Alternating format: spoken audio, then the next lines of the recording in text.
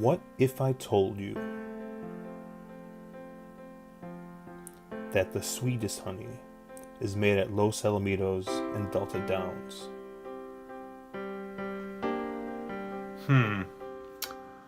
The three things that best describe Mark Capitan.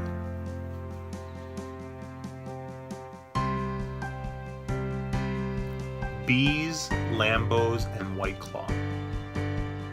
I mean, he keeps bees. He drives like a maniac. I have no idea how this man is still alive. But you know what? He's always alive in the Big Five.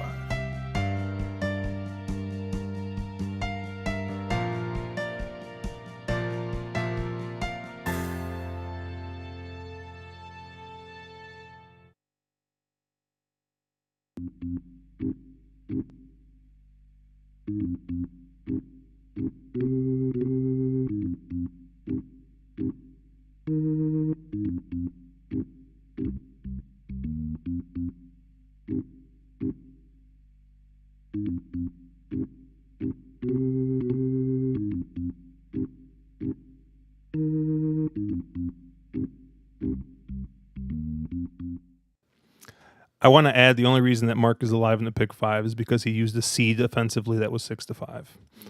Just want to clear that up. But hello, happy Thursday. It's Josh here with On the Wrong Lead. We have a fun show for you guys here.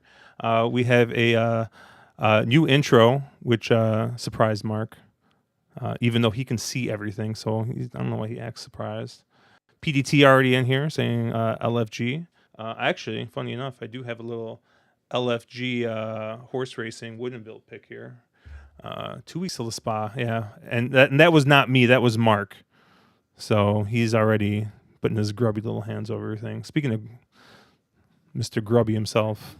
Grubby little hands, huh? Yeah. Well, that was the important part. It's 2 weeks till Saratoga. I mean, it is 2 weeks till Saratoga. I'll be excited when I'm like 2 weeks out from actually being there. Like this has just been an insane like 3 weeks of work, and I just like told my boss I need Friday off. I just need a couple days off, just chill, relax. But yeah, what you said that you got all this time off, so approximately how many days are you going to be at the track? Yes, I think yes is the answer. Yeah, if they were running, I will probably be there. That's going to be my normal summer routine, right? Speaking of normal summer routine, at least it's turning into a normal summer routine. Mr. Caleb, we're going to be up there for Alabama weekend, so I'm sure you're excited. Also, I'm sure you're really excited about this road trip you're going to be taking this weekend. So was it 18 hours? It's like 14 without stops, but yeah, it'll probably end up being in the ballpark of 16. But yeah, definitely excited about Saratoga. That is always fun every year. Going to be a good group going up for Alabama.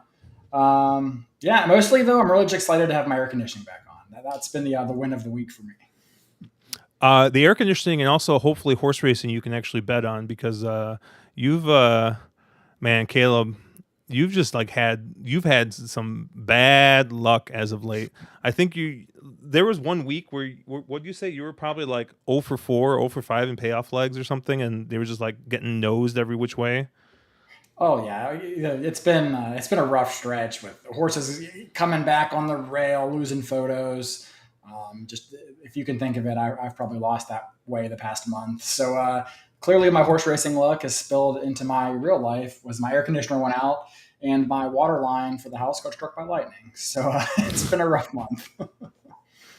Oh man, and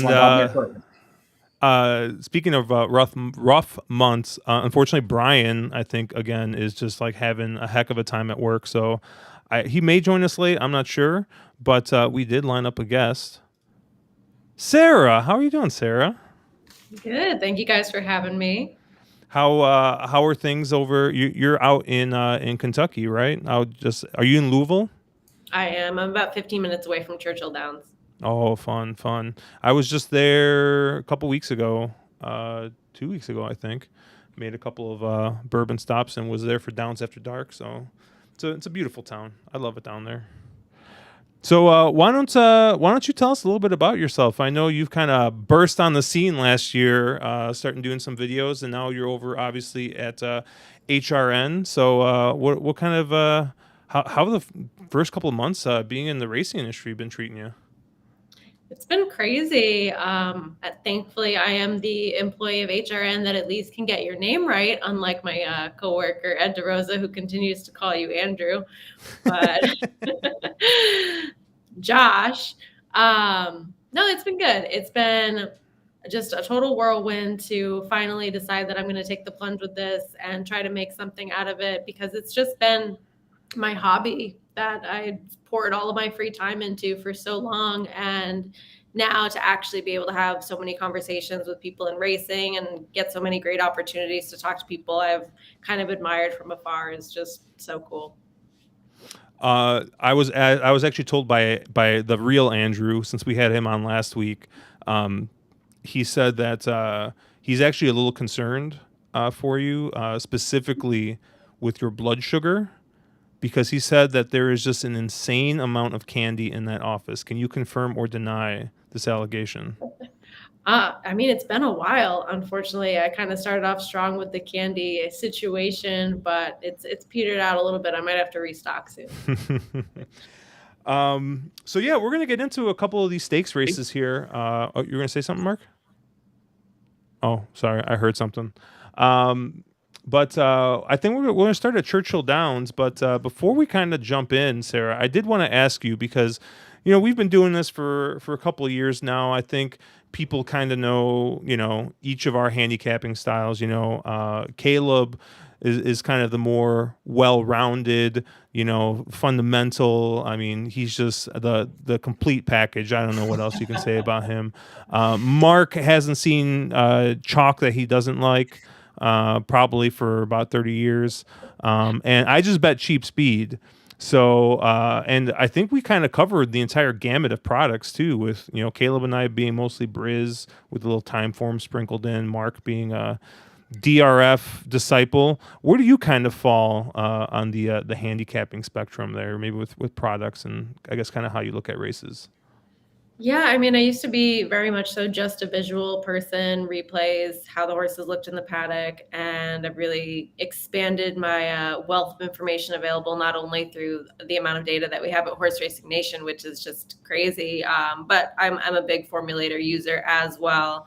I know it's kind of like that you're either Team Briz or your team formulator, but I think that they both have their good and their bad qualities. Buyer pars are really important into how I start looking at a race, but it's definitely not the only factor that I consider. Yeah, I used to think that Mark looked mostly at buyer figures, but I've quickly learned he only looks at the morning line. Is that correct, Mark? Yeah, I just find the shortest morning line, and then I single that horse. That's how I roll. I felt so bad, Mark. We were talking beforehand, and Mark's like, "Well, I like that horse, but now he's 5-2, so I didn't think it was going to be that price." And I think I was just kind of like, "Come on, you like that horse more now? What are you talking about?" But speaking of short price horses, we're going to start it off here with Churchill Downs, the fleur de lis here. We're going to have 5-horse field, with your morning line favorite here being the 5. She Dares the Devil at 9-5, Super Quick at 2-1, and then you got Pauline's Pearl, Ava Grace, and She's All Wolf in here as well. Sarah, as our guest, I'll let you get first crack at this race. How did you kind of see this race?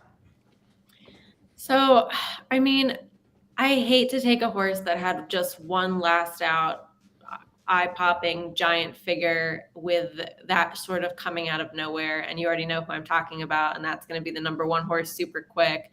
But I feel as though you're going to likely take a short price in this race on somebody. And if it's Pauline's Pearl or She Dares the Devil, you're betting those horses on who they used to be and not who they are right now. And I would rather take the horse that's going to be in front on who they could be, instead of kind of horses that either they don't have the running style to suit this race, they had a really disappointing performance last time out, or they're kind of just tailing off a little bit, and maybe were never as good as some people thought that they were. Yeah, and I will agree of the speed horses. I think I'm the most interested in one. I think you talked a little bit. We talked about a little bit offline about the inside speed usually being good at Churchill. Um, I think I don't know. I'm off the sheer dares the devil train here in this spot. I know one of my compatriots here loves that horse dearly. Um, I actually think I'm going to kind of go with the pace play here, and my top pick is going to be the 4 here, Pauline's Pearl. Pauline's Pearl has turned the tables on Sheer Dare's Devil the last 2 times they've faced off. I don't know what happened last time in that race. Ended up going off at I think like 2-5 or something, and disappointed. But I just think pace wise, you got like three horses that are gonna, I think, all kind of fight for the lead, and I think it's gonna set up nicely for one of these horses off the pace. Now, that's how it works on paper. We'll see what happens with the race, because I think She Dares the Devil, has before shown a little bit of a propensity to rate. Hasn't exactly had a lot of success with it, but maybe this is a spot they kind of see the pace and they try and do that. But Mark, after I dumped all over your pick, why don't you tell me why your 5 horse is going to win here? Yeah, I mean, I think when you look at this race, the eye-popping figure is Super Quick's last out. She threw an absolutely huge figure, but that came out of nowhere, and I really worry that she bounces off that effort. I hate these where you just get a random aberrant fig at a track that I don't necessarily trust the figures at, and so yeah, I went back to the horse that I know loves Churchill. That's She Dares the Devil. The only time she has not won in her 6 starts was the last out, where she stumbled horribly at the break, basically went to her knees, and had a absolutely brutal trip after that. I realized Pauline's Pearl's back in this race. There's probably an argument to be made that maybe her best days of running are behind her with She Dares the Devil, but I'm willing to give her another chance here. I think she's just the classiest horse in the field. I know she loves this trip. I know she loves this track. And I have a hard time getting too creative trying to beat her in here. That leaves you, pretty boy. Oh, I guess it's me. Yeah, I feel a little bad because we were behind the scenes, and I think Sarah joined right when I was trashing the horse that she ended up picking. But yeah, I mean, between the speed horses, I mean, I do think Super Quick is probably faster than She Dares the Devil or Ava's Grace, and that last figure would certainly win this race. PDT brings up a good point in the chat, and I kind of thought that the rail was pretty good on Black Eyed Susan Day. I thought speed was a big advantage that day as well. So I'm kind of wondering how much of that last race was aided by the way the track was playing. I don't like She Dares the Devil at all in here. She can beat me. I think she's just probably not the same mare at 5 years old as she was as a 3 and 4 year old filly. It just maybe seems to have lost a little half step there. Was beaten by Pauline's Pearl in each of her last 2. So I'm going to actually go the same horse Josh landed on, to Pauline's Pearl. I don't have a great answer for that last race in the Shawnee at Churchill. My only thought is that maybe she bounced a little bit out of the La Troenne. The La Troenne came back as a pretty fast race and a career top for Pauline's Pearl. There's a chance that, wheeling back on just under a month, that perhaps she just, didn't quite have it that day. That last out race maybe just knocked the starch out of her a little bit. So, we've kind of seen her do that a little before, where she'd regress off of what was a career top a couple of times, but she always seems to get back to a good effort within, the next race. So I'm kind of just hoping that was a bit of an anomaly here. I do think she gets a good pace setup with the 1, 3, and 5 all likely to go to the front.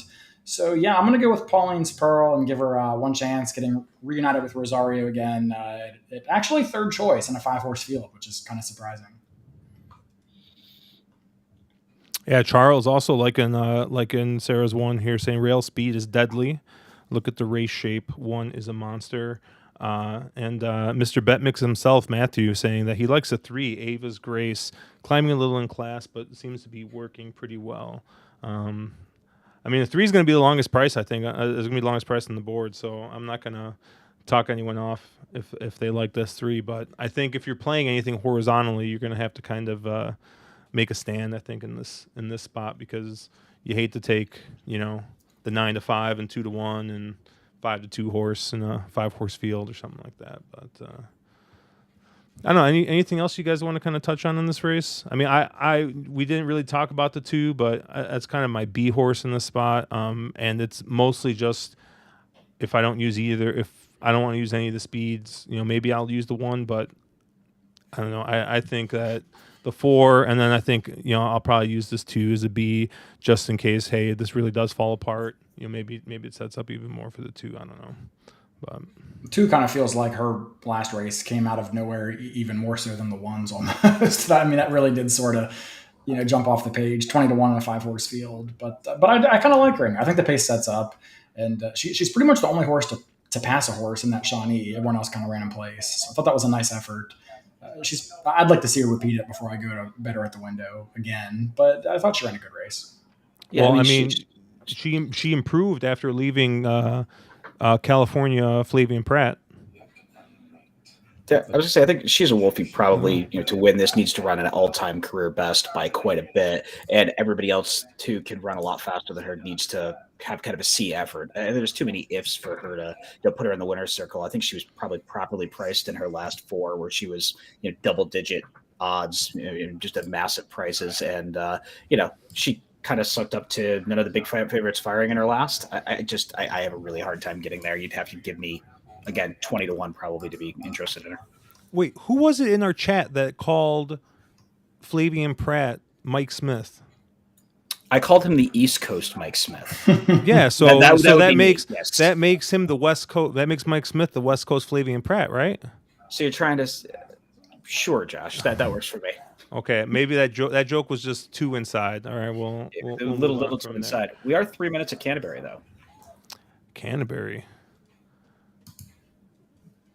I mean, you got 3 minutes. You could probably cap like a pick 6 or something. I mean, I could cap a pick 6 in 3 minutes, but still, what did you like something here, Mark?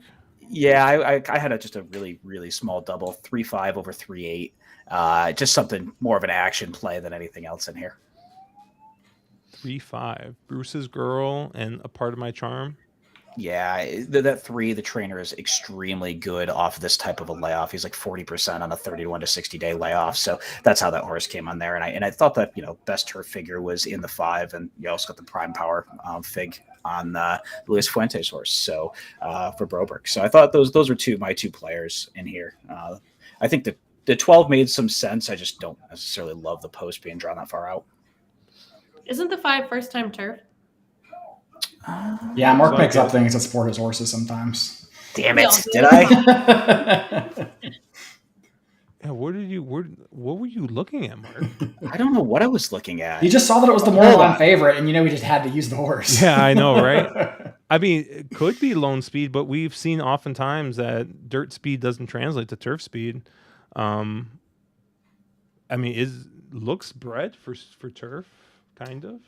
I mean, I kind of like both of Mark's horses. I actually like the 2 here. Was kind of my top pick. I thought went way too fast to win last time out, and then moved a little bit early 2 back, but has shown good turf form, and is still pretty young in the race compared to a few of these. I think the big players are all drawn to the far outside, and I'm just not sure how much I like that going 7.5. Well, you do have 2. Yeah, you do have 2 horses scratched. So I mean, the 12 is coming out of the 10 post, which might help a little bit. The 2 was it had Ruben Fuentes as a board, but everyone knows, or if you don't know, Ruben Fuentes had a bit of a spill. Was it last weekend? So there is a GoFundMe out there for him. So hopefully he, from what I heard, he's supposed to recover pretty well. I haven't checked any updates yet, but I think he was going to be slated for surgery. So we obviously wish Ruben Fuentes well. I know. Oh, Ida from Discord. She says that he's just like one of the nicest guys, and always willing to sign anything, always willing to talk with anybody. So, hopefully he recovers quickly here. Did you look at this race at all, Sarah? I don't know how much of a Canterbury player you are. Slowly becoming more of a Canterbury player since we had to go over their big turf stakes action day the other day, but. Yeah, I'm 12-10, 5-9 in here. There's not a ton of turf move up pedigree on the sire side for the 5, but I mean it's Carl Broberg, and if the horse can translate the speed to the turf, it's very dangerous. But I kind of saw the horses that were coming out of the same race with the 12 and the 10, and wanted to use both of those. And the outside post doesn't concern me too much. Yeah, I kind of feel like at these tracks, and this is kind of the similar thing I use at a place like Sam Houston or Lone Star. If I ever look at Lone Star, um, they run a lot of turf racing, but there's not a ton of turf pedigree in the breeding there. So occasionally you just like look and you're like, oh, there's an actual turf horse in this race, and so that's usually like the first place I start is like actually seeing if there's a real turf horse. Like I think Caleb and I basically bet every Cara County in Texas. I actually don't know what our return on investment on that is, but we definitely do it. I'm sure Ed could run a query for you. I don't know if I want to know, to be honest, but yeah, the two definitely looks interesting, and it looks like the public loves the two. The two's down to, was that 4-1 briefly, now 9-2. Oh wow, you're right. Yeah, Charles likes the two here. PDT saying that he thinks that you ABC'd the double. Did you ABC the double, Mark? I debated about it. You debated about it? Okay. I'll roll with this too. Let's get a little money. You probably don't want to roll with my two, Josh. The way I've been running. Yeah, well, I'm gonna do the two. And I'm playing a double 2 into the 8. I thought the 8 would have to fall down to lose next race. Well, the horse Racing Nation horses to single report really likes the 8 in the next race. So whatever that's worth to you. Yeah, I think a 9-5 would be a dump the 401k kind of price on that horse. I think. I mean, it is a turf sprint at Canterbury, so crazy things can happen. But I think he'll go off at 4-5. What's a 2-8 double paying? 24 for 2. That's pretty good, actually. What am I looking at? Why is that? Oh, I was like, what am I looking at? Okay, it's down to 23-2, probably because of my bet. Canterbury's so tricky. Like this 2 is going to be like 9-5 with the break, or he's going to be like 8-1, but he's not going to be 4-1 no matter what it is. Yeah, it seems like there's a lot of they knew money there, doesn't it? Yeah, I think so. Now, I asked this question the other day on Twitter in a poll. Do you feel like it's more often that they know or they really don't know? And by they, I mean the money. I think it depends where you are. At a track like Canterbury, I think it's they knew. But I play a ton of Saratoga, and I think at Saratoga you see a lot of they didn't know. Betting connections, betting jockeys, that sort of thing. And I think you see a lot of terrible lines you can take advantage of. So I think it's really circuit dependent. I don't know. Like, I think it depends on where the money is. Like, I feel like double money is more right than win money is. Yeah. I've seen times at Saratoga where I'll look and this double is just like hammered and I just like don't get it. And the horse is like 5-1, in the payoff leg. And I'm like, all right, well, I'll just bet this horse at 5-1. And sure enough, the horse is just airs like, there's a similar thing that happened at Churchill, and your 2's looking okay, but this 5. Yeah, it looks like 2 or 5. I mean, 9's got some run. 2 tick down to the same will pay in the doubles as the 5s, so it looks like they're going to be 1-2 either way. This 5 is pretty happy out there. Still can't win a photo. No, can't win a photo. Still can't win a photo. The streak continues. And of course, I played a 2 over 5-9 exacta, so I get the split exacta there. Oh, first leg of my double is live. So, I heard the pen click. You got the notebook out. So what if I do? All right, let's see. Matthew, he says they don't know the bigger the track, except for Keeneland with babies. I feel like Keeneland with babies is the perfect example that they didn't know this year. They didn't. How many Wesley Ward horses did we see go off at 2-5 and get beat? Did he have a winner? Betting the horse. They're just betting the trainer. Yeah. It's not really. I think when you say they knew money, I think it's usually like late money more so than just public money necessarily. And I would tend to think that a lot of times it feels like they did know for that late money rush, whether it's the computer syndicates or whatever else. just because. So I would have never known this, but I was at Keeneland. I think opening weekend with Tommy Massis, and there was a he keeps a notebook of like all of the workouts, and he goes on the Keeneland's website, and there's a clocker that puts in notes, and he says that for some reason the website like notes disappear or they don't show up on like the report that they put out, but if you actually go and manually search every horse, you can find everything. So he does that. He just goes and he keeps a notebook. And so the first weekend we're there, he was like, who is it? Paul McEntee, I think it was. The guy who has like all of his horses named Baytown, whatever. And the first race, he's like, this horse, the clocker says he loves this horse, like, and sure enough, the horse ends up finishing second at like a huge price. But apparently the horse he ran with was another Baytown horse, and he wasn't in the report or something, and he ends up winning at like 20-1 or something the next day. It was something crazy. And yeah, there's legwork there, but in those two races there were two Wesley Ward horses, and both of them went off super short. I think that first race was Luis Mendez horse won, because apparently no one in the Midwest knows Luis Mendez's game is basically Wesley Ward of the West Coast. So it was Keeneland was real weird this year with those things. Yeah, PDT saying sounding like the DRF clocker is sandbagging the Belmont clocker report. Yeah, there's been some nonsense. It's not just Belmont; they do Saratoga as well, the same way. You think so? You think they sandbag it? Oh yeah. There were definitely, Caleb and I were talking about this at one point. There are definitely works that the clocker saw, and it was on the main, and they have multiple clockers working the main at Saratoga, and suddenly they just don't have a note for that work. And that happens far too often for it not to be a little circumspect. Times are tough at daily racing form, apparently.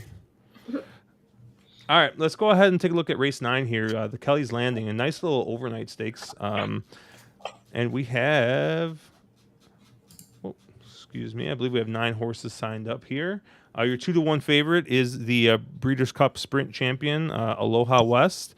And then you get 5-2 on Bango. Sorry, Mark. And then you get 6-1 on Miles Ahead and Bob's Edge.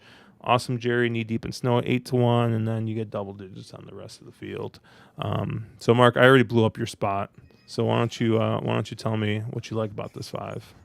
Yeah, no, I think Bango's interesting. I love a good horse for course angle, and Bango just absolutely loves Churchill Downs. 7-13 on the win side, 2-4 going the distance. Yeah, and this is a horse that Gaff seems to really get. They seem to have some real good chemistry together, especially at Churchill. So I thought Bango was pretty interesting. My only concern is I don't know how far off the pace Bango ends up being in here. Somebody like Knee Deep in the Snow can really motor early. So I don't know how well this actually sets up for Bango, but I love me a horse for course angle. I was expecting, of course, I capped this with the morning lines off, or I don't think the morning lines were even published yet. I was expecting Bango was going to be 5 or 6-1 in here. And I was like, okay, that's a nice spot play, and kind of what I thought was appropriate. 5-2 just feels way, way too short. Yes, that's the horse I liked. It was my top choice, but given the value proposition there, I sort of want to walk that back a little bit. Caleb, why don't you insult Mark and his character? Because I know you didn't like this 5. No, I don't like Bango. I get that Bango has historically done well at Churchill, but he's only one of his last 4 at Churchill, including a couple of pretty bad races. I mean, he lost a restricted stakes race 2 back, flopped as even money favorite a couple times. Just kind of horse that, the good Bango shows up and is a big player, but I don't know that we're necessarily going to get the good Bango. Looking at figures, he's also just really not quite that fast. Other horses in here have run as fast or faster. And from a pace setup, I don't really see a ton of speed in here. I guess that, maybe a horse like the 3 Knee Deep in Snow gets aggressive with Ricardo Santana up. Otherwise, maybe the 7 Start from the Bottom, who looks really too cheap to land much of a blow in here, but maybe a pace factor. Other than that, though, I don't see much speed. So I don't really want anyone coming from too far off of it. So, kind of for a lot of those reasons, I landed on a horse that has some versatility, which is number one, Awesome Jerry.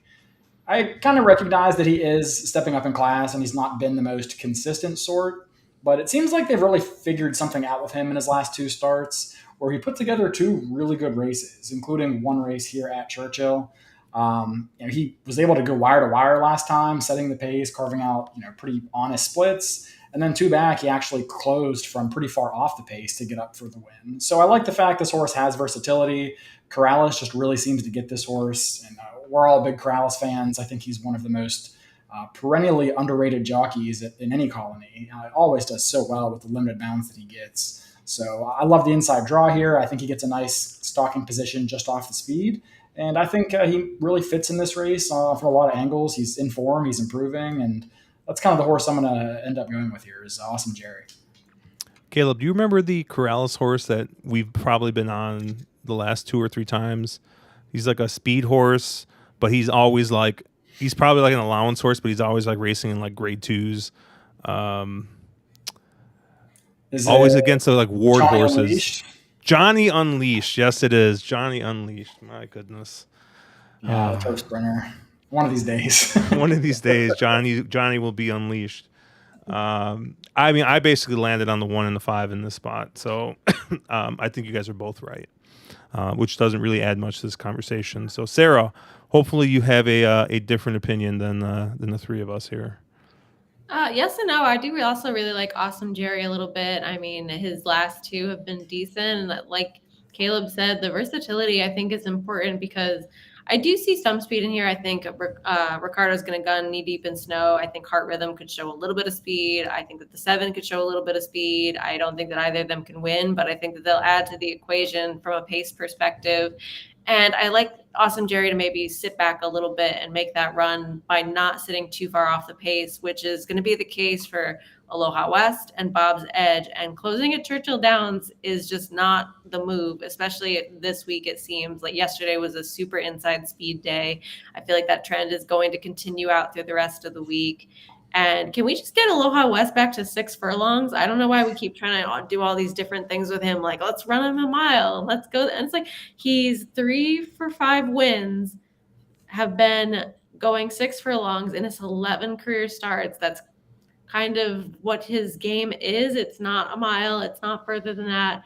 This is, I don't know, like 6.5 is not that much of a difference, but when you have a closing sprinter, I feel like you need to get things just right with the setup for them. And I was never the biggest fan of his last year, but this year he's just not really been showing anything yet. Yeah, so he's basically the oh my God, I'm already blanking. Who's the filly that ran last week? That only wins at 6 furlongs. Bell's the one. He's the male. Bell's the one. I still look back at that Breeders' Cup sprint and just scratch my head that this horse won that race. Charles B. Makes zero sense. Like I still can't get there, but I'm hoping Aloha West ships north and I get to see him at Saratoga. I'm pretty excited for that because we have some pretty solid 6 furlong dirt stuff up here. What are you talking about? It's just like Whitmore winning the sprint. Just as unlikely. Whitmore I was also happy. I know. Yeah, you guys exactly. love that I was horse happy. so much. You guys love that horse so much. Once again, another time I upset Chase was, I think, by needling him about Whitmore a little too much. So, Well, at least with Run Happy, everybody knows who he is. yeah, so Charles B here says he still doesn't understand how Aloha West won that race. I don't think anybody does. Matthew saying that he likes the 6, Bob's Edge. He also likes the 1. Yeah, I mean, like if you go back to those Oak Lawn races, I mean those figures and that sets up here. But you know, Oak Lawn is, I think, in my opinion, is it? Do you think Oak Lawn's probably the fairest dirt track in the country? I mean, you see more closers win there, I think, than you do at other places. Sorry, what did you say, Sarah? I was just going to say it doesn't translate well anywhere else. So It feels like Oak Lawn shippers have not done well. Like they did not do well at Keeneland. It feels like they haven't really shipped all that well. I don't know how they've done at Churchill. I didn't follow that, but I don't know if I'd say it's the most fair. But it's probably Maybe more it's a little fair. too fair. Something like a Fairgrounds or Aqueduct for sure. Yeah. Man, I miss Fairgrounds, don't you, Caleb? Mm-hmm. Oh yeah. Road Warrior saying the fact that Aloha West got Eclipse Award votes shows just how stupid and uncaring the voters are and how much a detriment the BC is. How did I know that Road Warrior would come in here just to dunk on the BC at some point? Man, I really admire your persistence, Road Warrior.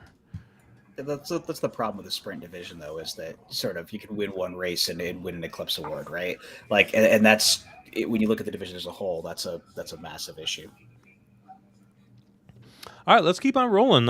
We got the mile and the eighth Stephen Foster here. If Ed was here, he would probably go on a tirade how this should be a grade 1 again, but it's still a grade 2.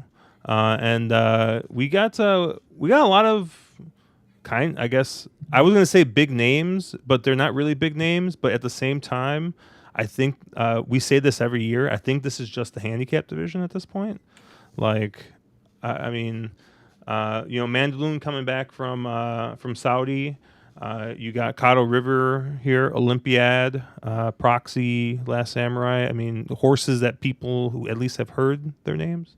Not like Dr. Post, who I still don't know who that horse is. After 4 years, I still do not know like where Dr. Post came from. But what?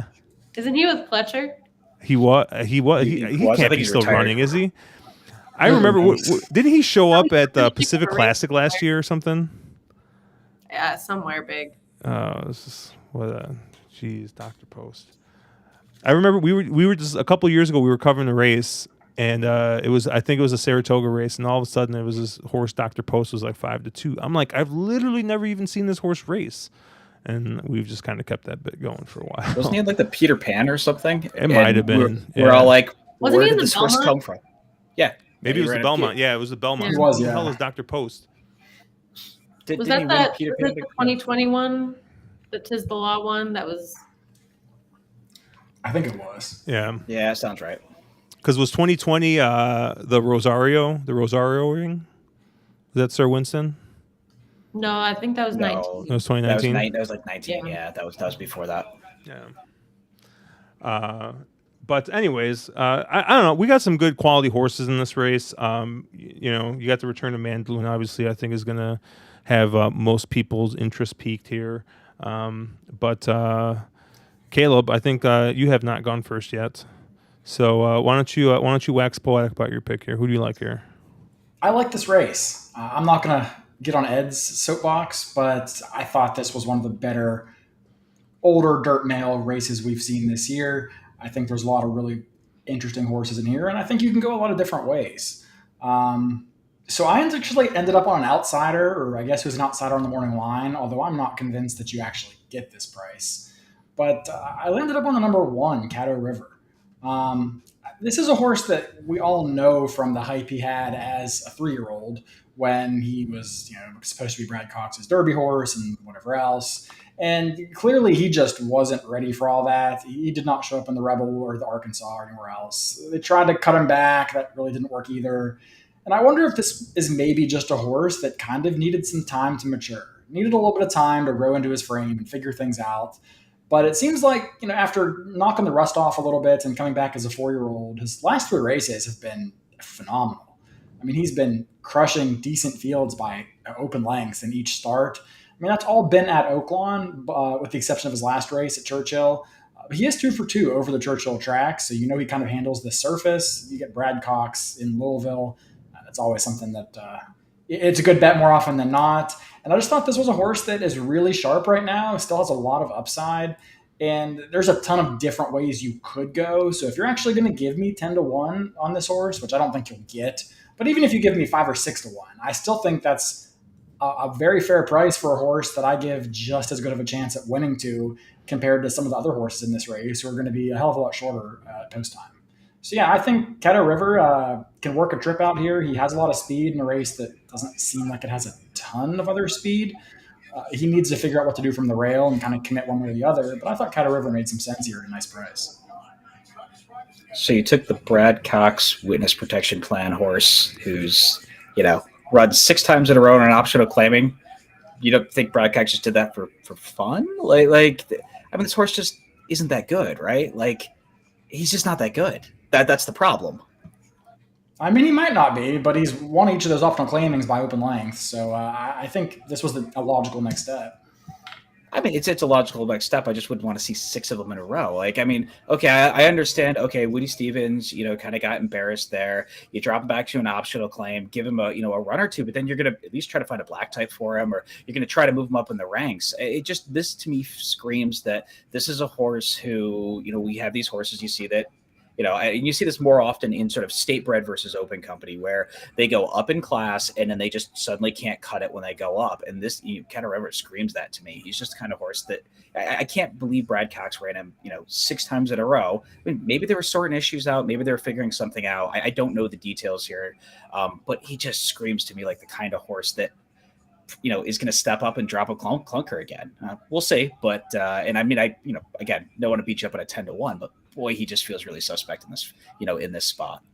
You're only saying that because when we first started looking at this race, you're like, well, any horse can win this race except for Caddo River. And you're just trying to back that up. I may have said that. Yes, that may have been something that did come out of my mouth. Yes. What do you think, Sarah? This is a fun group. And for all of the complaining about short fields and non-contentious races and whatever, this is a good group. And I feel as though you can make a case for a lot of different ways to go in here, but everybody to me has a question to answer except for Olympiad. And with Caddo River, sure, he's in great form when he won his last 3, but he hasn't been against Stakes Company in over a year, and he has yet to prove himself against a group like this. And exactly what you're saying, Brad Cox, if he sees that a horse is stakes quality, he's not afraid to put them back in against Stakes Company. And again, maybe there were some physical ailments or little things that were keeping him from being at his absolute best. And I like that they're willing to try again with him. But don't you think they would have done this sooner if they thought that he could compete? American Revolution, Grade 1 winner, never plan A to return in the blame. I see you have a question mark written down right there, as in what is missing from that form. But last time out doesn't win this race. And even if he runs a better race than he did, you're expecting him to draw a line through that last race and just see what he did last year. And I don't know that that's the same horse that we have going into this race. Title Ready and Proxy are fine. They've never run a triple-digit buyer. Everybody else has. Mandaloun not only has the overseas bounce to contend with, but he did no running in the Saudi Cup whatsoever. And I know the connections want to be like, oh, it was the track. He didn't handle the surface. And it's like, if there's no weather and your horse has been training over the same track and there's no significant change in what that track is like for that day, it's not that they didn't handle the track. They just didn't show up. They weren't good enough. So the only one that I could kind of say, like, there's some fuzzy things going on here was Last Samurai. It was an interesting trainer change with this one. But then again, you're taking this horse that is so proficient at Oaklawn. Oaklawn shippers don't seem to be doing the same things that they were doing at Oaklawn anywhere else. And he's only 1 for 5 at Churchill Downs. But the horse that I actually just really trust in here is Olympiad. He's 4 for 4 triple-digit buyers. And everybody else, they have something that's a knock against them, and he just doesn't to me. Mark, who was your pick in this race? I know you trashed Caddo River's character, and I don't know, he must owe you money or something. But I very much agree with everything Sarah said. I think Mandaloun has a high chance of the Dubai bounce. I ended up on the 2. I ended up on on American Revolution. Todd Pletcher is about 30% second off 180-day layoff, which is a very good angle for him. Obviously the blame wasn't the intended plan with American Revolution. I'm going to take into account that he probably needed a race, and he's now got that race, and this should be the race. He should bring his A game here. And I think he's controlling pace in here, should be controlling pace. And, I just think he kind of gets loose on a fairly speed favoring track. And I just really don't think anybody in here is as good as him. And I understand everybody getting excited about Olympiad, but, my issue with Olympiad is, at least on the time form side of the things, he's just a little bit slower than what some of the others in here can bring. American Revolution can be faster on his best day. Mandaloun can be faster on his best day.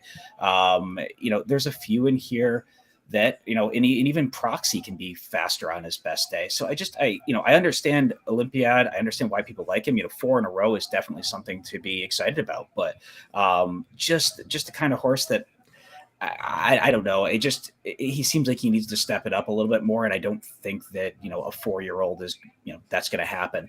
And then Proxy was a horse that I thought was a little bit interesting, but I don't think they really know what they really want to do with this guy.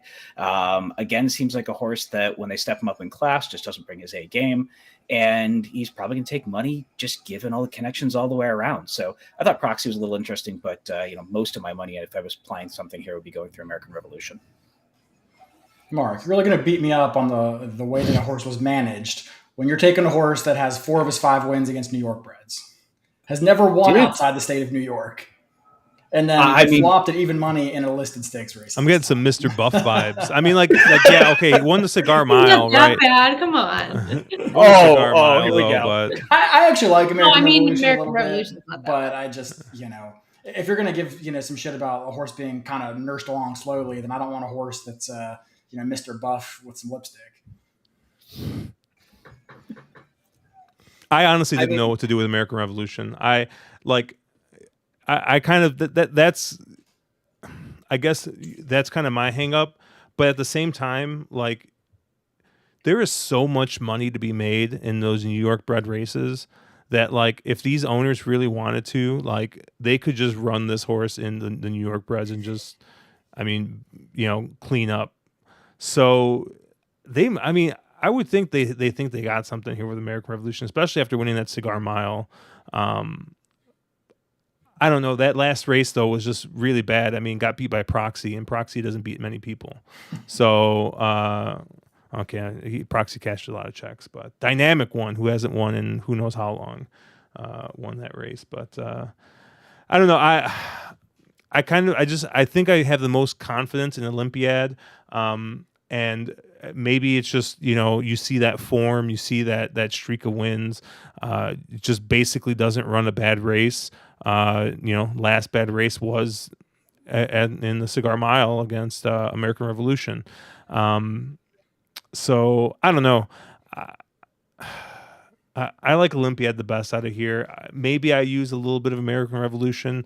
I am not interested in Mandaloun. I'm basically the same place with you guys. We see this time and time again. These horses go overseas, they come back, and they always need at least a race. It doesn't matter how long they sit and train. They always need a race. So maybe Mandaloun wins here, but at a short price, I'll definitely be against. Yeah, I was going to say there's a really good question in chat, and that's sort of Steve here was asking, what are fair odds at Olympiad? Sort of what are fair odds there, and what do you get? I think somebody smarter than me pretty good. I think 5-2 is about where I'd probably have him. But what would you bet him at?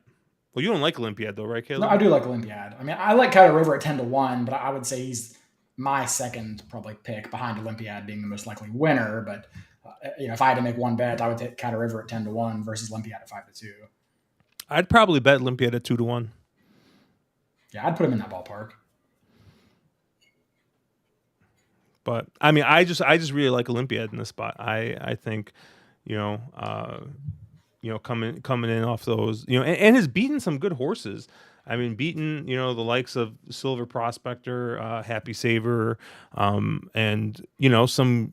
We dunk on this every year, but those are some of the more accomplished older runners that we have right now. So I don't know. I think if Mandaloun was in mid-season form and didn't have that that overseas trip, I think Mandaloun is probably one of the best older horses we have going right now. But I just think that needing a race, I think I'll take my chances with Olympiad. Yeah, that was my take on Mandaloun as well. I want Mandaloun in his next start, not in this start.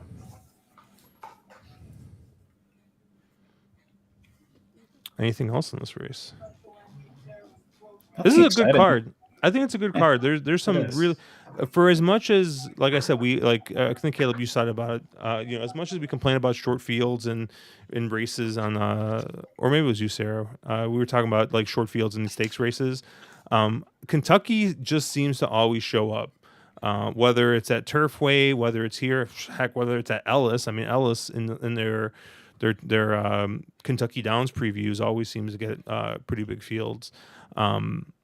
They just get more horses in Kentucky. I don't know what to say about it, but yeah, it'll be a fun card to bet. Shame about that old turf course though, huh? Especially with them having a what turf course? Exactly. Especially with them having a perfectly good one. I don't know, about 5 hours north. But you mean the Starbucks? Yeah, the Starbucks 500. Okay. It's, you know, you guys always say that, and I always laugh because literally when I used to drive to Arlington, I would get off the highway and I would start driving, and there was this little strip mall that was like brand new. Sure enough, right on the corner, Starbucks. Literally like 2 blocks from Arlington, and I always, every time you guys call in Starbucks, I would drive past. I'm like, oh, there it is. There's the future Arlington Starbucks right there. They're loading at Canterbury, Josh. If you got anything, I mean, this 8 is 4-5 right now, and I think that seemed to be like the horse that everyone liked. Are you still live in that double? Yeah, double to 3-8. 3-8. So you like this Yeah. Lindy Wade horse, huh? Yep, a little bit. I don't even remember why I like the Lindy Wade horse because, again, I'm the world's worst Canterbury player. So, Tis a Stellar Dude, I think, is probably off the. Okay, I have no idea why you like this horse. I thought you fairly fast works, and I think if I remember right, he's. I'd have to pull it back up, and I'm too lazy to do that. He has the best turf figure in the field. The 3, the 0. Sometimes. I'll be honest, this 4. I mean, Brisnet loves the 4 on the limited amount of turf starts from the sire. But There's a lot of good turf pedigree on that 4, but the works kind of sketch me out. I think the 8 wins this, and I'm not going to try to figure out who runs second. whatever, I'm going to bet this 4 at 36-1. You've made worse bets. I have. I mean, and maybe I'll just use a little exacta box with the 8 too. I mean, why not?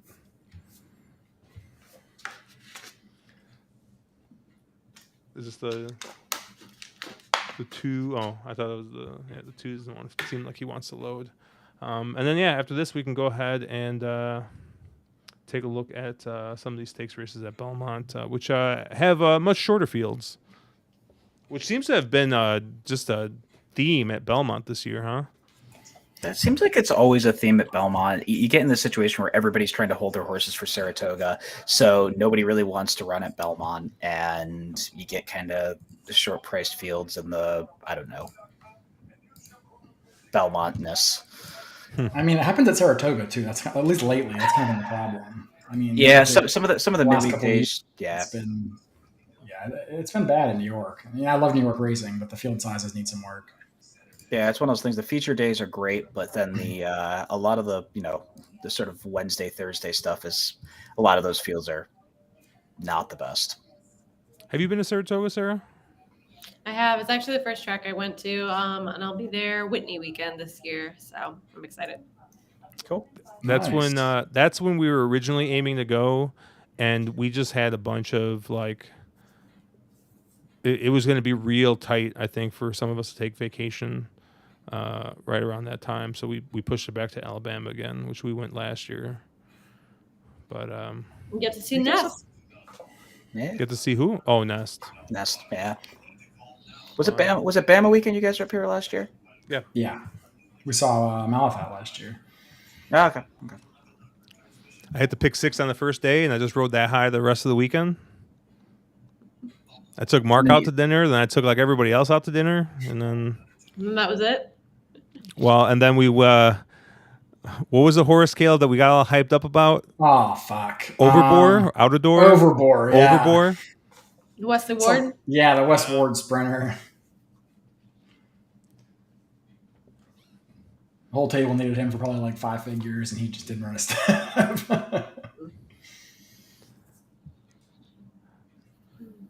Where's all that 9 sitting or the 8 sitting 3 wide there in the lead? This 4 hasn't figured out he's a turf horse yet. Or that he's a horse. This 8 is definitely getting the ride him like he's 3 to 5 kind of ride here. So.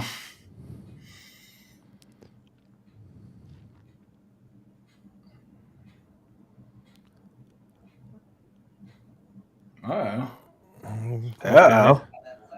Eight's a little rank there. Eight's struggling. Wow. One's going to kick away. Look at this. This is 5 chasing Well, down. let's see if my 4 gets up for 5th.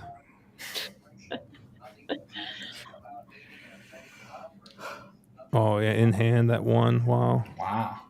Oh, 6th. I only got 6 there. A shame. I mean, I think you had the right order. It's just instead of running 1st and 2nd, they ran 5th and 6th. Yeah. Yeah, I should have played. So you had them together. You had them together, though. Sometimes I feel that way when I have my horses that finish last and second last. It's like I knew that you were similar somehow. Yeah. At least you're consistent. Mm-hmm. It's like the opposite. You know, there's like that one of these things is not like the other. It's like, no, these are two the same. It's just they're both bad. Like, I don't know why. Right. But yeah, Belmont. Why don't we go ahead and jump over to the John A. Nerude, a.k.a. the Life is Good Stakes. Yeah, we have Life is Good here at 1 to 2 on the line. We got 5 horses here. Speaker's Corner at 6 to 5. I guess a question for you, Sarah, because I'm always curious. In a race like this, is there a way to make money?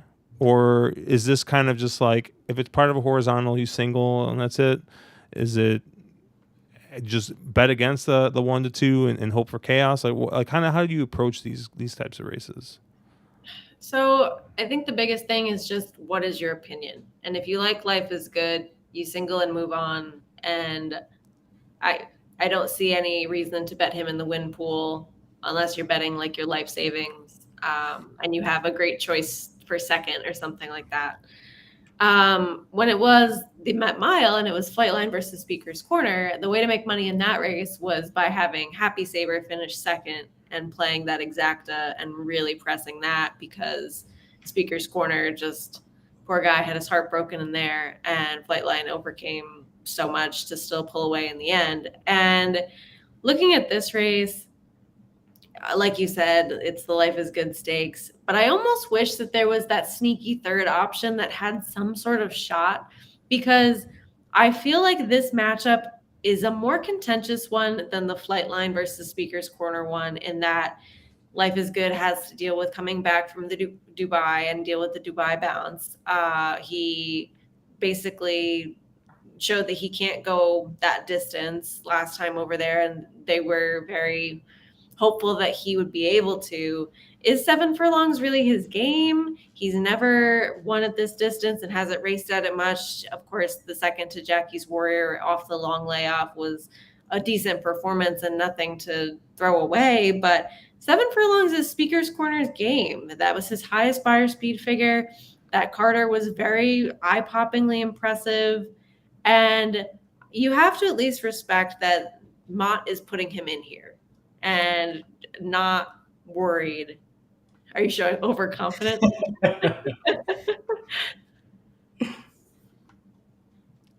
I've never seen that note. That's pretty funny. That was the worst ride in the history of mankind. Caleb and I were bitching about that. Pratt? Yes, West Coast Flavian Pratt came to Saratoga to screw up Life is Good's perfect record. Yeah. Well, it got screwed up anyway in Dubai. So I think this matchup is going to be a lot more exciting and a lot closer than the previous one. But ultimately, I do think it's likely going the way of Life is Good. Nobody can sneak in for second, you don't think, that isn't Speaker's Corner? It's hard to endorse any of the other three. I feel like War Toxin is kind of your lock for third. So there's that. But I honestly, I wish Happy Saver was running in here again, because I would like him to split the two and maybe make a very small win bet on him in case something happened. But with these other three, I mean, how do you make a case for any of them to win? Sorry, best we could do is a Mystic Guide. Yeah, I think the only way you make a case for the two, for anybody who's not named Life is Good or Speaker's Corner to win, is if they go absolutely suicidal on the front end and melt it down. And I just don't think that happens. I know Caleb is on record multiple times saying that Life is Good is a generational talent, and I do tend to believe him, but I think I'm going to be slightly against him, in this race. I think. I think this might be a little bit sharp for him. And I also, again, Sarah said everything I'm going to say. I think she might as well have read my notes. Probably a little sharp for him, and probably also, yeah, right. Like literally, we had the same exact talking points on Life is Good. He has every right to do by bounds here, and this might be a little sharp for him. I don't think this is the trip that he really wants. Is he talented enough to do it? Of course he is. He's got talent for days. But this is really sort of Speaker's Corner's trip. This is what Speaker's Corner wants to do. He's 3 for 3, and he's 2 of 3 at Belmont career-wise. So, I think I'm going to try to, spike the upset and single Speaker's Corner and everything horizontal and hope for the best. So you're not going to use Life is Good anywhere? Nope. I respect There's that. a little bit of delay there, I think. And he's sipping on his drink a little too much, I think. All I have to say is, for the love of God, don't use both. Yeah, you can't use both, right? Yeah, Mark. We're looking at you. Hey, I'm feeling judged. I mean, it's accurate and it's true. That's what I would do. But yeah. I don't think Life is Good is going to lose this race. I think it's Life is Good's world, and we're all just living in it. I would take Life is Good over Flightline. I know I'm in the minority on that. Ooh, but, I don't know about that one. I would do it. Go on what trip? What trip? A mile. I would take Life is Good if Life is Good gets a start, and I would take Life is Good over Flightline at a mile. Yeah. Nope. I mean, I think we saw Flightline stuff Speaker's Corner in a locker last time, even with having all kinds of trouble. And maybe he just quit running. I don't know. I mean, when he got passed, maybe he just kind of spit the bit there. But to get beat 2 3/4 lengths by Happy Saver, who I know who Happy Saver is. I mean, to me, I don't know what happened there. I mean, no shame in losing to Flightline, but to kind of get, beaten 3 lengths by Happy Saver bugs me a little bit. And then he's coming back on very short rest for, a horse like this anyway. Just coming back on, just over 2 weeks here, 2.5 weeks. So, yeah, I mean, Speaker's Corner is fine, but, Pletcher's on the record saying he could take Life is Good and make him the best sprinter in the country if he wants to. This is clearly a prep. This is probably not the target. He probably won't be 100%. I think an 80% Life is Good still beats Speaker's Corner by 2 lengths. Well, I guess the game becomes with Life is Good. What is the target for him now? Because they're not going to go Breeders' Cup Classic with him. We've already kind of answered that question, I would assume. So do you go dirt mile? Is this a cut back to 7 furlongs to try and figure out if they want to put him in the sprint? Like, what do they do with him from here? I mean, that's the question, right? My guess is he goes Whitney at Saratoga after this, but then for Breeders' Cup, I don't know where he goes. That's a good question. Well, I feel like... Sorry, go ahead, Josh. I was like, isn't the problem with Flightline, though? He's already run his 2 races for the entire year, so he's got to be off for another, 9 to 12 months, right? But go ahead. Allegedly, he's pointing to the Pacific Classic. Okay. Well, I'll believe that when I see it. Everybody wants this matchup. How are we going to get it? We're not. Life is Good is likely going to go to the Whitney, and then probably not the Breeders' Cup Classic. And the current plan for Flightline, whatever actually happens, is Pacific Classic, Breeders' Cup Classic. Then the year is over. Are they both really going to race at 5? No, neither one of them will be racing at 5. It's not going to happen. They're both going to retire at the end of the year. If Flightline makes the Breeders' Cup, that's the big question with him, right? Yeah, I could very well see a thing where he never runs again. It wouldn't shock me at all. Yeah. So all the time that people are going to go into arguing about these two against each other, it's pointless. It's not going to happen. I mean, you got. I mean, I don't know. You got Flightline taking the old 2 races a year. I honestly don't know. Like they've taken so much time with this horse. Like I don't know if it's just them being like overly cautious or if there's something wrong with the horse. And it's just like, I hope to see the horse 2 more times this year. We'll see, but I mean, yeah, I don't think either of these horses run after this year. I mean, who like you think they're gonna really wait for the Pacific Classic? That hasn't worked. That hasn't worked since what? City of Light and Accelerate. Did Accelerate wait, or did he retire immediately after? Accelerate won the Breeders' Cup, and then he lost the Pacific Classic the to Gulfstream. City of Light. Go to the Yeah. Pegasus. He won, he Pegasus. lost- That's what I meant. Pegasus. Yeah. Sorry. Yeah, Pegasus World Cup. I saw P, and I was like, I don't know, I thought Pegasus or Pacific Classic, but yeah, I mean, I don't know. I don't think the purse of the Pegasus is big enough anymore to which is obscene since it's such a big purse, or was a big purse. I think they lowered it this year, but I don't think that it's enough to keep anyone from retiring a horse at this point. But yeah, Matthew saying Sarah's right, probably right. That it's a shame. The game needs more rivalries. Perhaps I feel that way because of my year of indoctrination with Sunday Silence versus Easy Goer. One of my favorites was Blind Luck and Havre de Grace. That was great. Yeah, that was a real good year. It was it's very cool now to see Harvey Grace fillies, or well, her offspring coming back to race. That's pretty damn cool right now when you can remember how good she was when she was on the track. Mine was Game Winner in my wallet. Who won? Game Winner. Open links.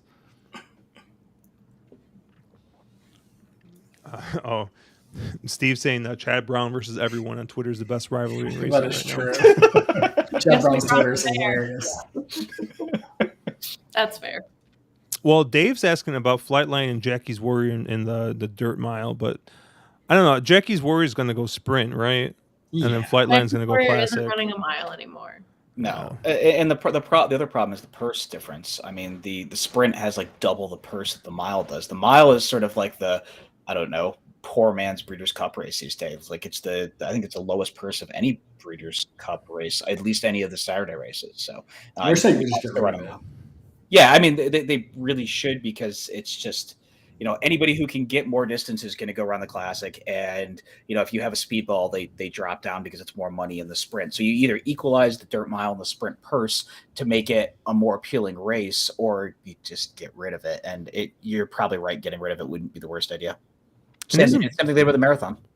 Breeders' Cup's weird too, right? Where like the male sprint is 6 furlongs, but like the filly and mare sprint is like 7 furlongs. It depends on the track as well. Again, you have certain tracks where certain distances they can't run or whatnot. So, and the Breeders' Cup mile this year is at Keeneland, or the Breeders' Cup is at Keeneland this year, right? So that's a 2-turn mile, isn't it? Yes. 2-turn mile, and I think that they run 6 for the sprint, but I think if you run it someplace like Churchill, they run a 7 furlong sprint, if I'm not mistaken, which I probably You probably are. I normally am. I just make it up as I go. I mean, take it till you make it, right? Yeah. Where's Following C? Where was he in this race? Where's he in general? What happened to that idea. horse? Horse fell off the face of the planet. We talking Dwyer, Josh? Yeah, let's go to the Dwyer. Grade 3 Dwyer here, going a mile. Mark's Derby horse, the one, Charge It, is at 4 to 5. And then I feel like you got a bunch of horses that I haven't heard of. Nabokov is 2 to 1. Fluid Situation at 5 to 1. Running Son of a Gun at 8 to 1. And then No Sabe Nada and Unbridled Bomber. Your long shots here. So, Mark, you taking your Derby horse here? I'm taking my Derby horse here. I know a very wise and very handsome man who said that he did not want Charge It in the Derby, but boy, he really wanted him in the next race out after the Derby. So I'm very excited to see what the very wise and very handsome man has to say about this race. But I think this race begins and ends at Charge It. Obviously, he did not have his day the first Saturday in May. He had an absolutely brutal trip. And again, lightly raced horse, probably was a little too much for him to handle both mentally and physically. And I'm extremely excited to see what Charge It shows up here. And I am, again, extremely hopeful that I will get to see him a couple times this summer. Hopefully that they do the Jim Dandy Travers route. That would be cool as hell to get to see him twice at Saratoga. I would be absolutely over the moon. He's a tappet. He's a little bit of a head case. Still probably hasn't put things together mentally. But he is absolutely freakishly talented, and I am extremely excited to see him run here. Mark, when did I tell you that I wanted to bet Charge It after this race? I got nothing, Josh. I got nothing. I'm not going to dunk on you like that. That's just me. Sarah, what did you like here? Yeah, I'm a Charge It fan too. I mean, this horse is the background of my phone. I took a picture of him when he was in the paddock for the Kentucky Derby, and it's still there. I declared it my Derby horse before he even broke his maiden. I think that he's got a serious pedigree to be a good one. He's in good hands with Todd, of course, and he did also have a minor throat surgery or procedure or something after the Kentucky Derby. So there was something that was bothering him. I mean, he just didn't run a good race, but at least they found something that's kind of a reason, more so than, oh, he's just young and inexperienced and green and just didn't run. And then returning quickly enough. I know that Todd wouldn't put him in here if he didn't feel that he was ready. So you're kind of taking the rest of the field as nobodies except for possibly Nabokov. And that horse could also be a decent one for Chad, but Charge It he has more experience. He's faced tougher horses. Everybody wanted to totally throw out the Florida Derby and all the other Florida preps for the Derby. But I think that we've seen enough from those horses, at least some of them going forward, that it's not as bad as everybody wanted to declare it was, especially with White Abario coming back and finishing second in the Ohio Derby. So I knew you were going to bring that up. Oh, you had to dunk on Josh, didn't you? Oh. That was beautiful. Well played. For thinking that the Florida horses were no. The world's biggest White Abario fan happens to be. Yeah. I think I'm the second biggest. Yeah, Rennie's probably the biggest White Abario fan, but yeah, that was a tough one last weekend. At least he showed that it's not just Florida. I mean, you got to at least be happy with that, even if you're not happy with how the money for yourself turned out. I've been tricked by Safi before, most notably by a horse called New York Traffic.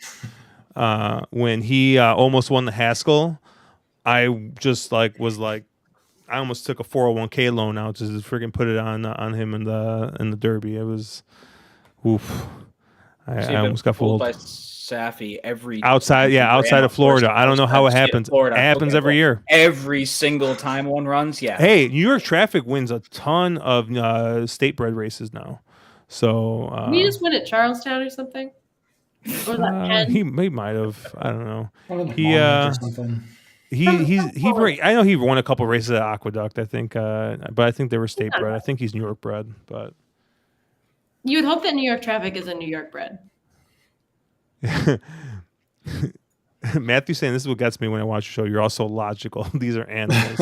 They're going to surprise and mystify. Yeah, you got to embrace the variance, man. You know? You have to imply a layer of logic over the top and then understand that certain races are going to have that variance factor, and you just embrace the var. I took Nabokov here. I'm gonna take the new shooter in this spot. Maiden Breaker last out in a stakes, and you're gonna go there. Really, yeah. Josh? Has Caleb taught you nothing? Do you know Caleb has clearly taught me nothing. And I mean, I'm just saying that he's been on a cold streak basically since I hit that pick 5 at Belmont. So clearly we are yin and yang right now. So that's true. But I don't know. Like I said, I'm taking the new shooter approach here. I mean, we've seen some of these other horses run in races like the Gotham, the Withers. I don't know what the hell the Gold Fever is, but that's apparently in here as well. And I mean, yeah, charge it. You know, probably is the most likely winner in the spot, or is the most likely winner in the spot. But I'm hoping I get at least 2 times the price on the Bakov that I do on Charge It. So I get 2 to 1, maybe a little bit more. But I don't know. It's Chad in New York. Maybe we, it gets a lot closer, and then he looks a little bit less appealing at that spot. But I think at a little bit more of a price than Charge It, I'll take a shot with you, Shooter. But I mean, it's just not really anything. There's not a whole lot of logic there. Maiden break last time out. I don't know. I'm just looking for someone new and see if someone can step up and beat Charge It here. But Caleb, what are you thinking? I think Charge It wins this race. I think Charge It wins the Jim Dandy, and Charge It wins the Travers this year. I think. I said earlier, don't want him in the Derby. Really want him over the summer. Kind of ran how it looked. We'll see how he comes out of that, that minor operation he had here. But this field is really just a bunch of nobodies.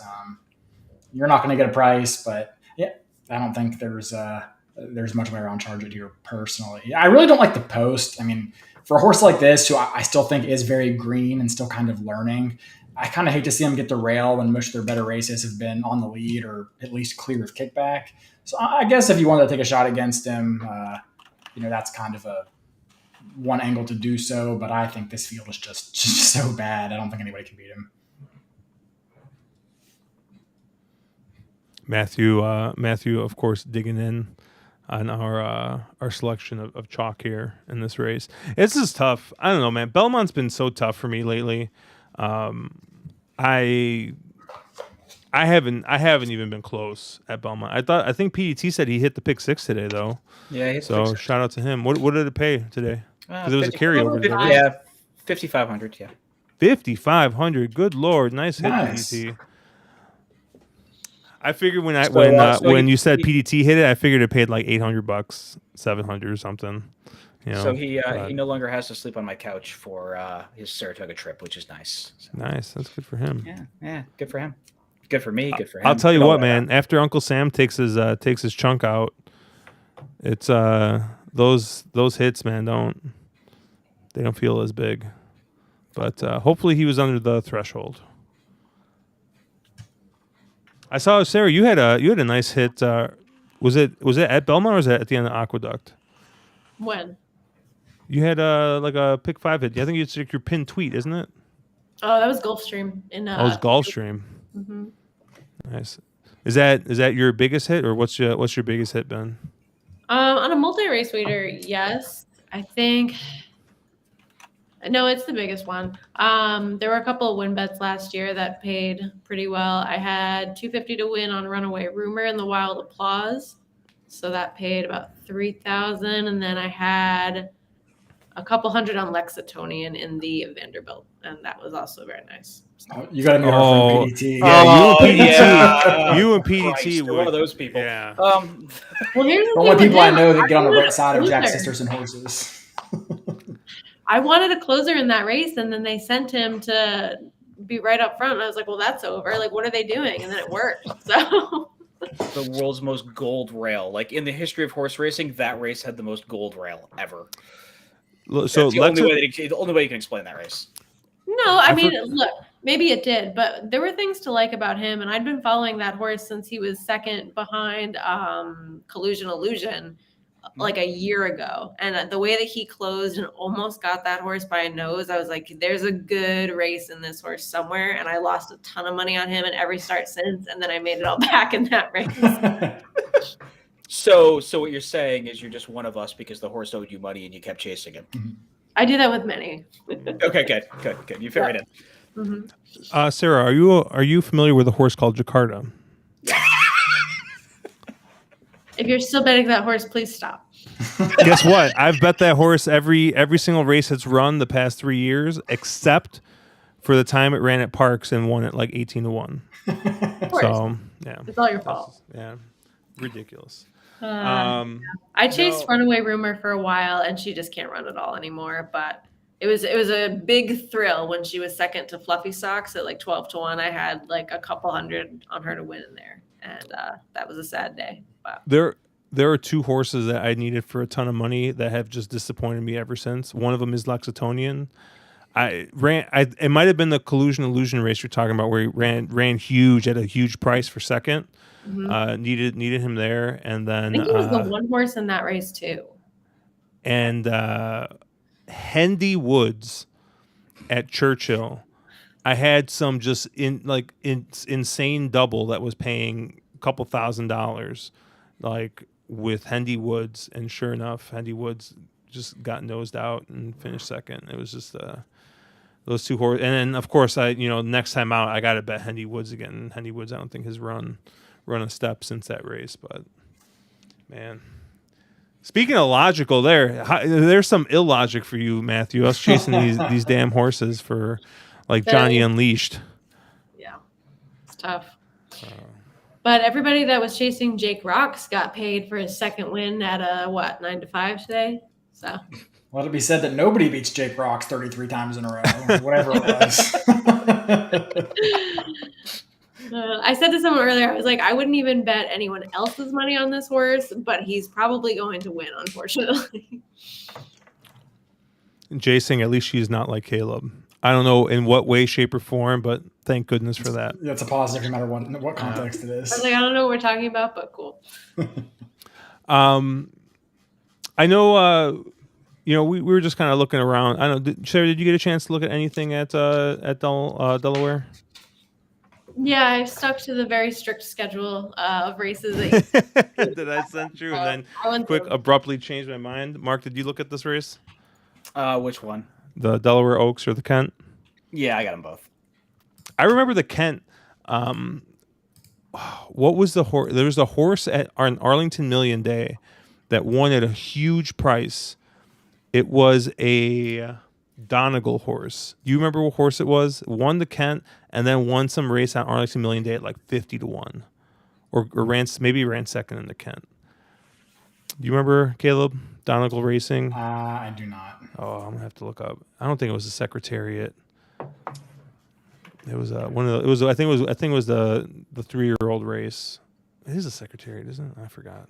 Yeah, it is the 3-year-old race over there. Yeah, maybe won a Secretariat at like 48 or 50-1 or something, and just like blew up that pick six. That was the year I was really on that Chilean horse. I think it was a Chilean horse that Chad Brown had. Oh, you're talking about she was just good. Was it Robert the Bruce?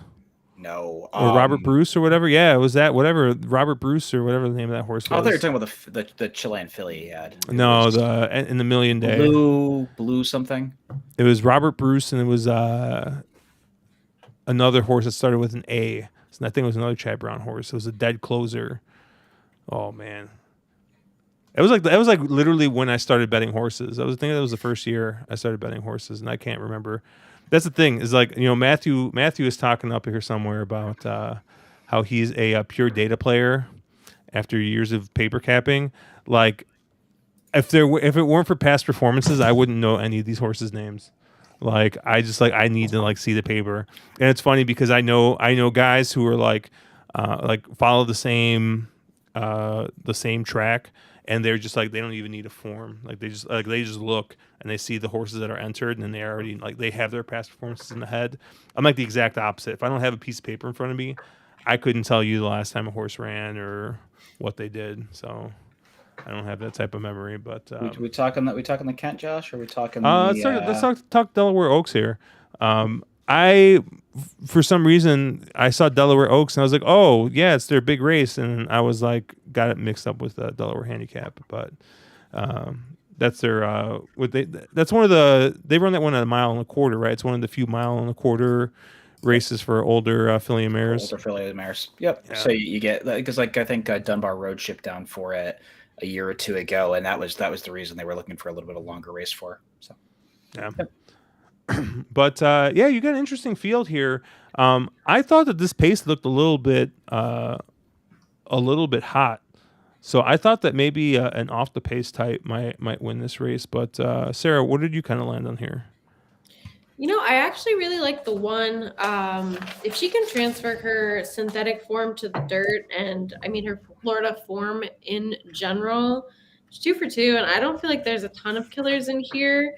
And then I went through the pedigree a little bit because I was like, oh, like, is there any pedigree for dirt? And she is a half to Rombauer, who has won on all 3 surfaces and won the Preakness. So I thought that was a little bit interesting. And I was like, yeah, this horse just figures fit. I don't have as many questions about this one as I do about some of the others, with kind of some good races, not so good races. Do they really belong in a field like this? And I feel that she at least is not going to be the favorite in this field. Yeah, I ended up in this race taking a little bit of a price shot with the 7 unadulterated. She, does have a win across the surface. Brittany Russell's sitting at 33% here right now. Again, Fergal Lynch, who does really well, 32% up for Brittany Russell. And this seems to be the horse, and I know that it shows a little more in time form than it does necessarily on the Briz form, but horse that seems to be just kind of getting a little bit better every start. I wonder if this is just sort of that late blooming, sort of late blooming 3-year-old. I mean, the pedigree is a little interesting, but she doesn't really need to take much of a step forward to be a major player in here with some of the the shorter prices. And I agree. I'll agree with Sarah. I did like Republique the one as well. Horse makes some sense if that synth form from Florida for Safi does translate up. Interesting that you'd bet a man named Fergal when it's not a turf race. I mean, yeah. At least Fergal does have a win with a win on that horse. So, albeit it was at Laurel, but I want to say Laurel and watch Caleb's face, but I couldn't get quite back fast enough. But, yeah. Yeah, I had a hard time with this race because I actually really liked Morning Matcha in this spot, but I just don't know if Morning Matcha is going to be able to get this distance. I mean, did win that race at Parks going a mile. And so maybe the half furlong is not going to be that big of a difference. But as soon as every time this horse has kind of gone that mile and the eighth, seems to have come up a little bit short. I have no idea why they tried this horse on turf. I mean, this at least to me looks more like a dirt horse, but I don't know. Going a little bit longer than the mile, I'm a little concerned. But at least pace wise, Morning Match is going to be coming off the pace. Carol Cedeno is an amazing jock, and I just think that this horse getting Lasix for the first time as well. I don't know. I thought there was a lot to like here, specifically with the pace dynamics. I think you're getting a fair price here at 6-1. So just trying something, just because I see that this looks like, at least to me, like a bit of a hot pace. I don't know, Caleb, did you have any thoughts on this race? Nothing that hasn't really been covered already. I kind of landed on both the horses that you and Sarah both kind of liked. I like Morning Matcha for all the reasons from the pace angle.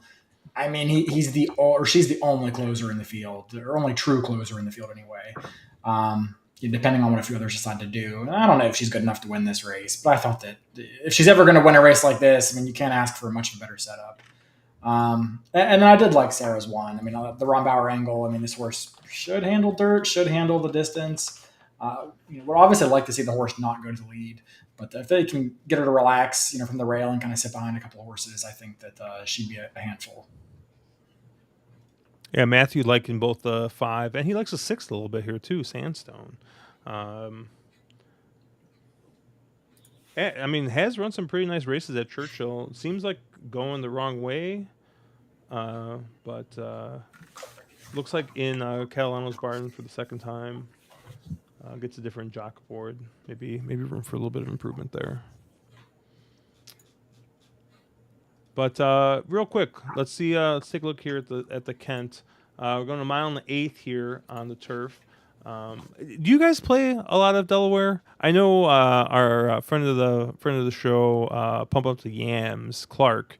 He's a big Delaware guy. Apparently this year he has not been doing very well, so I think he quit playing Delaware. The Delaware bias has not been working. It used to be extremely closer friendly, like you wanted very much off the pace horses, and you would get just these massive prices that would be off the pace types. Hasn't been working as much this season. I played a little bit. I played their opening day or two. Saw that the bias wasn't in play and kind of stopped dabbling there. And yes, that is the and more part. Jay asking, he thought we were talking Belmont, but yeah, Mark, what did you see anything here you liked? Yeah, I ended up on the 3 Elazar for Christophe Clement.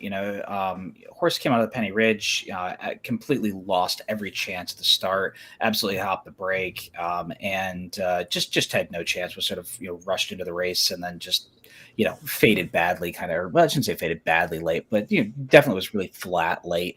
I think this is Clement, whose barn has just absolutely been on fire the past, say, month or so. I think he's just trying to find an appropriate spot for this one, trying to probably find a little bit of a softer spot. Can't find anything at Belmont, probably not seeing anything the first 2 weeks of Saratoga. So, hey, why not ship down to Delaware and go steal one? So I thought Elazar in here, if you get anywhere near the 5-1 morning line, I think this is a really nice spot play for a horse that is definitely bred to really relish the turf, and I thought was a pretty interesting horse here. Yeah, I was pretty much right there with you on Elazar. That was my top pick in the spot. You get Trevor coming over from New York for this, and giving up probably a couple mounts at Belmont to pick up a couple here at Delaware. So you figure he's got to be on at least a somewhat live one here in this spot. I know the Moorline favorite, this I think is a 6-year main event for George Weaver and Eric Cancel. I don't know. I don't know what happened last time out.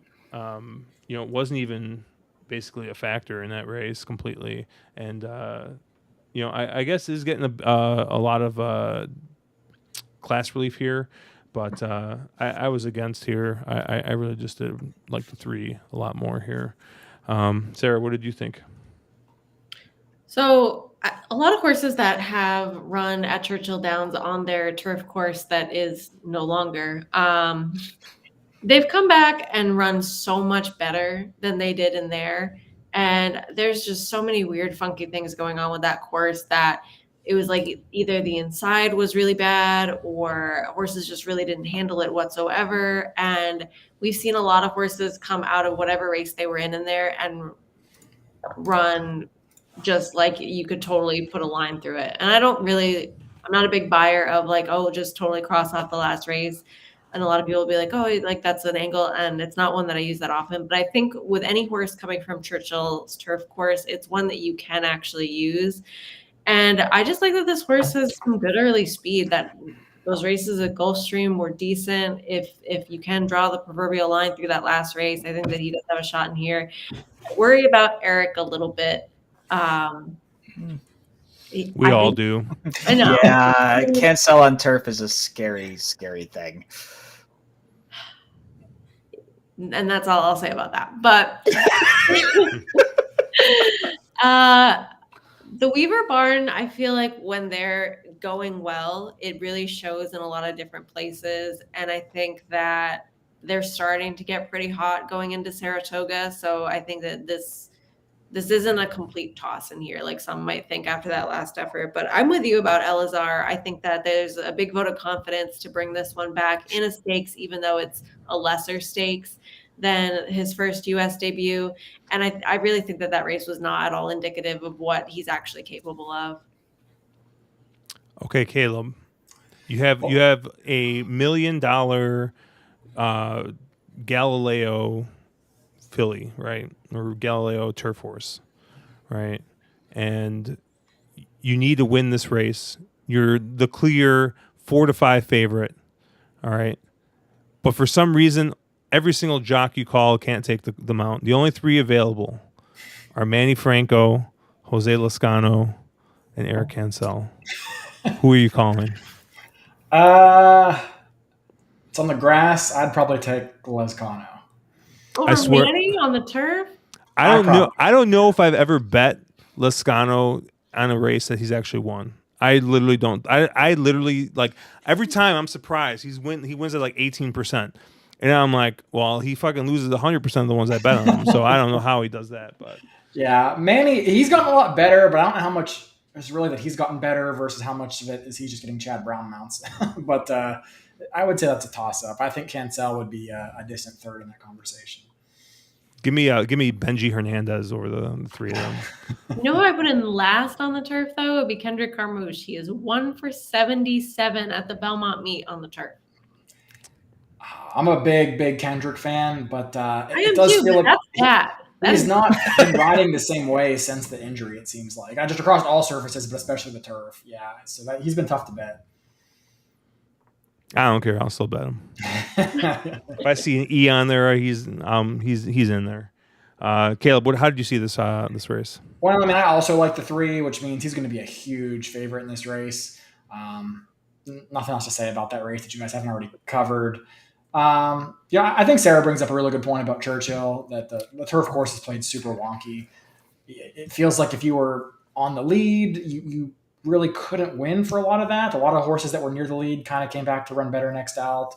A lot of those closers kind of didn't run as well next out. And some horses just didn't handle it at all and ran better next out in general. So, I'm kind of going to go to like a different Churchill, last out Churchill horse to the 1, Speaking Scout. It's a horse that has some good form, a little bit of inconsistent form at times maybe, but the best race of this gelding's career was definitely in that allowance race at Keeneland going a mile and 3/16. So I kind of wonder if maybe distance is just kind of the key here. I'm tossing out that Churchill race in the Audubon where kind of whiffed the brake a little bit and then just was slow out of the gate, and a lot of horses didn't handle that surface. So I'm kind of tossing a line through that one because it's such an anomaly compared to the rest of the body of work. But that Keeneland race was good. Able to sit somewhat near pace, powered away, turning for home. I think distance is a friend to this horse, to where I think that's a bit of a question mark for a few others in here. And I think we get an honest pace. So, yeah, I think that the 1 horse is one who I may be interested. I think the 3 is probably the horse to beat. I think that if we're all on him, he's not going to be 5-1. So the 1's the horse I think might get overlooked a little bit and might float up a touch. And you're betting Fergal on the right surface. Right surface for Fergal. Yeah, there you go. So we didn't talk about this horse, but I looked at this horse for a while. But what about this 5 horse coming out of the Penn Mile? Do you think that soft ground just kind of was a freak effort? I looked at that horse quite a long time, and I just came back to I think that either you don't trust the Penn Figs or you don't trust it. That was soft turf. I think the horse just freaked over some perfect conditions, whether the horse loved the soft turf or, again, this figure isn't accurate and it was a terrible race. But 83-1 or whatever, 83-1 to 83 horses don't win very often. So it's an interesting horse, just not a horse I think I want to try to bet again. Like, and I don't think suddenly something clicked with this one. If you didn't go to the wedding, don't go to the funeral, kind of thing. Exactly. Well put. Yeah, 0 interest for me. Yeah, I want to see it again. Yeah, exactly. At 83-1. So 2 of you both like Bernardini on turf, huh? Really? That's where we're at here. Who's Bernardini on turf? 6. The 6. Yep. Hey, I thought we were over Bernardini. It's not Union Rags. It's not Union Rags bad, but I mean, our good friend Murphy would. I think he's gotten somewhat over it, but it's still a little bit of a holdup for him. I don't know. Briz says 9% now. 9%. Wow. If they've already done it, it's fine. It's when you're taking a short price on a horse that has the pedigree that suggests that they're not going to do it, and they haven't done it, that you shouldn't do it. But. Caleb, do you remember that Chad Brown Union Rags horse that just kept on going off as a favorite and just never won? Not even Chad, the great immortal Chad Brown, could get that horse to win on turf. I forgot the name of that horse, but I just remember that horse just kept on showing up in state like listed stakes and stuff, and it's like, dude, like, Chad, give it up. There is one Union Rags baby that is okay on the turf, and that is 02035. but he is the only one that comes to mind. Like Because he's probably the only one ever to win on turf. Right. I'm always curious about these horses that like you look at like the dam side, or you look at the dam, and it's like, oh, 5 starters produced 4 turf winners, and it's like, Union you know who Rags we're gonna breed this to? Union Rags. That's who we're gonna breed this to. It's like, really?